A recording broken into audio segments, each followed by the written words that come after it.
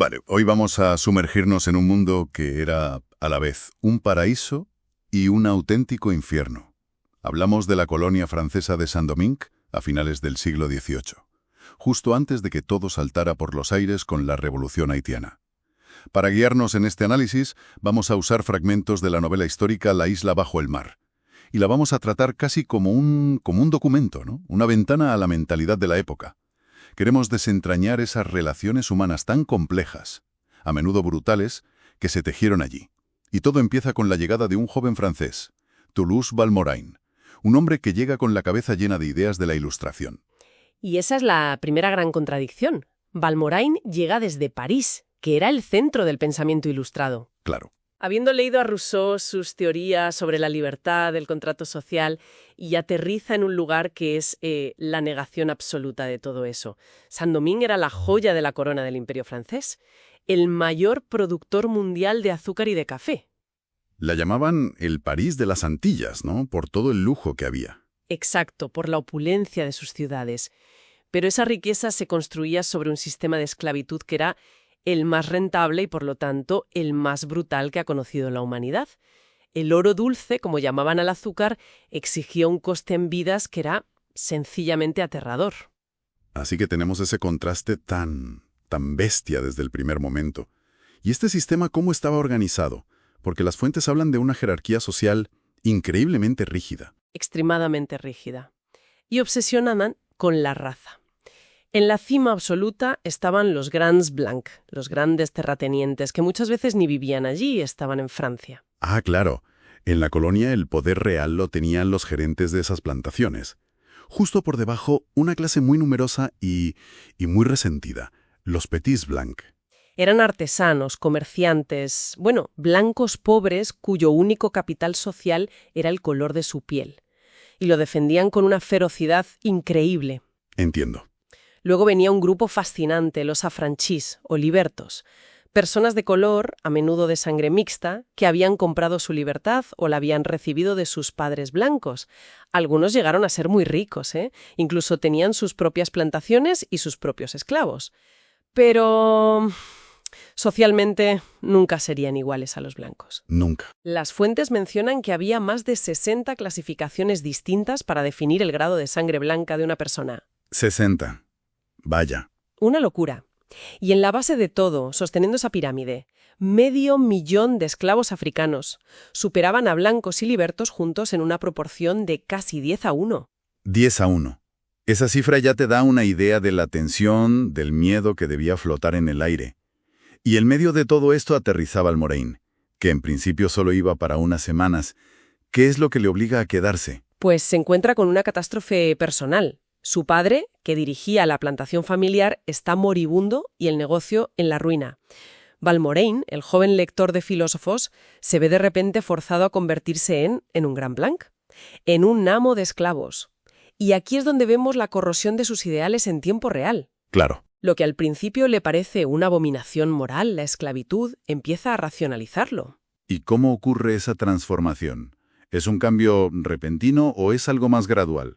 Porque pasar de leer sobre la libertad del hombre a ser propietario de ellos es un salto abismal. Es gradual, y eso es lo que lo hace tan revelador. Primero, lo ve como un mal necesario para salvar la fortuna familiar.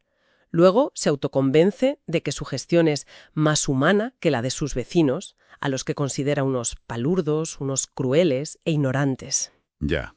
Se aísla de ellos, se siente intelectualmente superior, pero en la práctica adopta sus mismos métodos para aumentar la producción. Y las fuentes son muy específicas en esto. Dicen que multiplica por 5 la producción. Por 5. Multiplicar por 5. Eso no se consigue con buenas palabras, me imagina. ¿Qué implica eso en términos humanos? Implica exactamente la misma brutalidad que él criticaba. Significa trabajar a los esclavos hasta la extenuación y la muerte. La esperanza de vida de un esclavo en una plantación de azúcar en Saint-Domingue era de apenas unos años. Madre mía. Valmorain, el hombre de ideas, se convierte en un contable de esa brutalidad, sacrificando vidas humanas por sacos de azúcar. Y se sumerge por completo en un mundo que él mismo describe como primitivo y violento. Se convierte en la misma figura que despreciaba. Tenemos entonces a este hombre, Valmorain, que se está corrompiendo por el sistema que ahora dirige. Pero él no está solo en esa plantación. ¿Quiénes son las personas cuyas vidas definen realmente este mundo? Las fuentes nos dan una perspectiva muy íntima a través de una de ellas. Sí, la de Zarité. Su voz es el contrapunto a todo. Es una esclava de 40 años que ha pasado toda su vida en la plantación y nos da una clave para entender cómo se puede sobrevivir a algo así. Ella dice, esclavo que baila es libre, mientras baila. ¡Qué frase! Para ella, el mundo espiritual, la música, los tambores, son su espacio de libertad. Es el vudú que las fuentes nos explican que significa espíritu divino. ¿Y qué papel jugaba el vudú en la vida de los esclavos? Porque para los colonos blancos era sinónimo de magia negra y de conspiraciones. Para los colonos era su mayor miedo, pero para los esclavos era su mayor fortaleza. El vudú era mucho más que una religión. Era un sistema de cohesión social, una forma de mantener vivas sus raíces africanas, su cosmología, sus lenguajes. ¿Era resistencia cultural? Totalmente. En un sistema diseñado para quitarte tu nombre, tu familia, tu humanidad, el vudú te recordaba que tenías un alma, una conexión con los ancestros y con la fuerza de Guinea, como dice Zarité.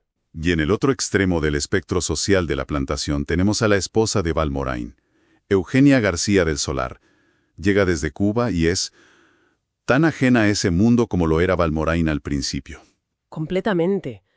Eugenia es el producto de otro mundo, una nobleza española empobrecida, educada en un convento, criada para ser una esposa ornamental. Es frágil, devota y completamente ignorante de la realidad de una plantación. El choque tuvo que ser brutal, absoluto. El calor, las enfermedades, la visión de la violencia cotidiana, el miedo constante a los esclavos, la destrozan psicológicamente. Su historia es una tragedia, ilustra la imposibilidad de mantener intacta la civilización europea en un entorno tan salvaje. Su cordura se desintegra, se convierte en la loca de la plantación. Tenemos entonces esta estructura familiar oficial rota. El amo, cada vez más brutal, la esposa que desciende a la locura. Pero las fuentes sugieren que las líneas no eran tan claras. Había otras relaciones, otras dinámicas de poder. Pienso en el personaje de Violette Boissier. Violette es fascinante. Encarna las contradicciones del sistema. Es una afranquí, una liberta de raza mixta. Y es una cocotte, una cortesana de lujo. Ocupa un espacio social muy particular. Exacto, no es esclava, pero no es blanca.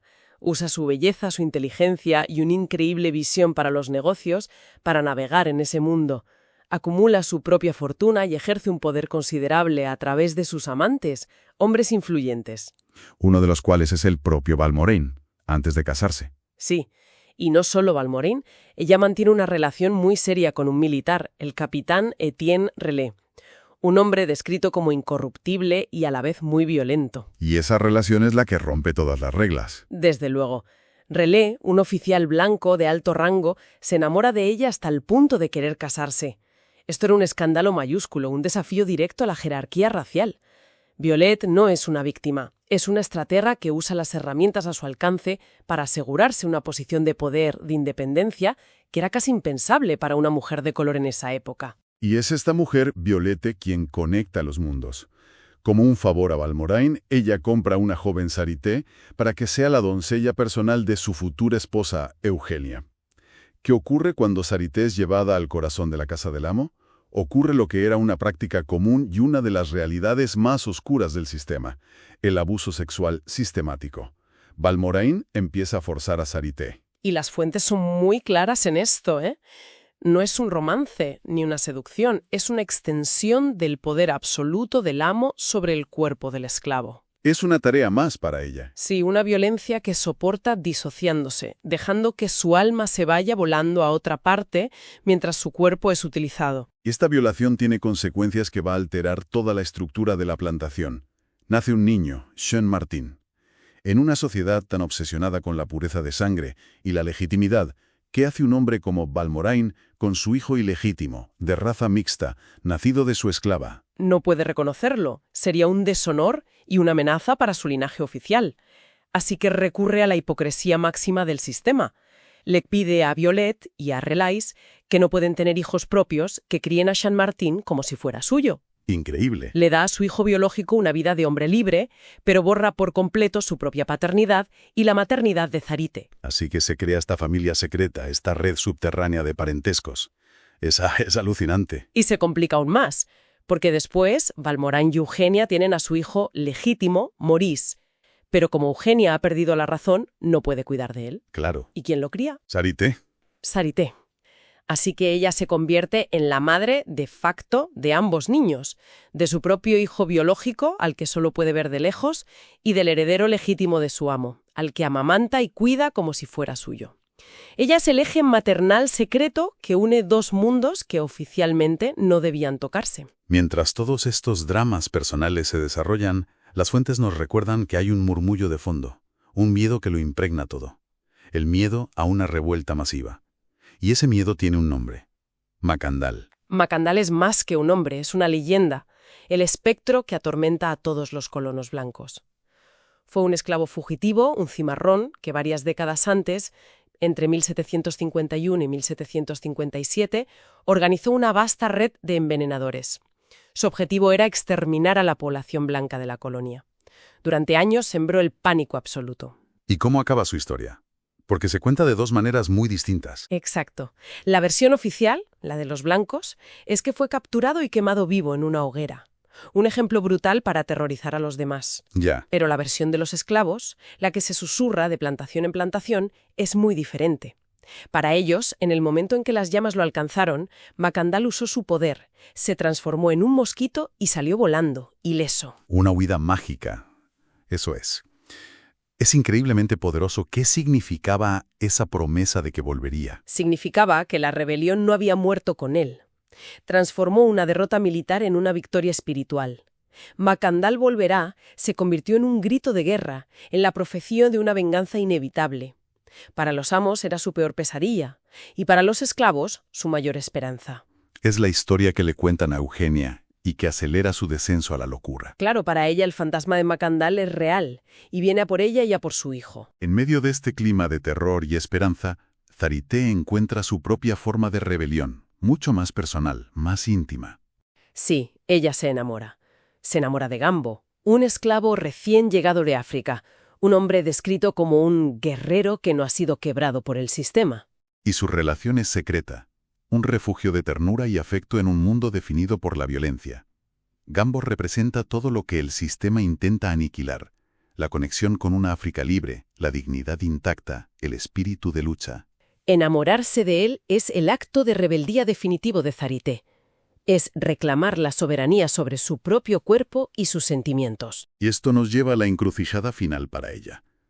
Queda embarazada por segunda vez. Y la paternidad es incierta. Podría ser de su amo, Valmorain, o de su amante, Gambo.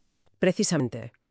Esa incertidumbre personal es un microcosmos de la tensión de toda la colonia. El futuro que lleva en su vientre es una pregunta abierta. ¿Será la continuación de la opresión del amo o el nacimiento de una nueva generación de luchadores por la libertad? Su cuerpo se convierte, literalmente, en el territorio donde se libra la batalla por el futuro de Saint-Domingue. Es increíble cómo todo se condensa en ella. Si miramos el panorama general que nos pintan las fuentes, vemos un mundo obsesivamente construido sobre líneas divisorias, blanco y negro, amo y esclavo. Líneas que se suponían infranqueables. Exacto. Es que la vida real se filtra constantemente a través de esas grietas. Cada relación clave que hemos analizado es una transgresión. El matrimonio de Violet y Relais cruza la línea de la raza por amor. El abuso de Valmorain sobre Zarité cruza la línea del poder de la forma más brutal. Y la familia oculta de los dos niños subvierte por completo las nociones de legitimidad. Y el amor secreto de Zarité y Gambo. Es la transgresión definitiva. La creación de un espacio de libertad en el corazón mismo de la tiranía. Todo esto nos deja con una reflexión final.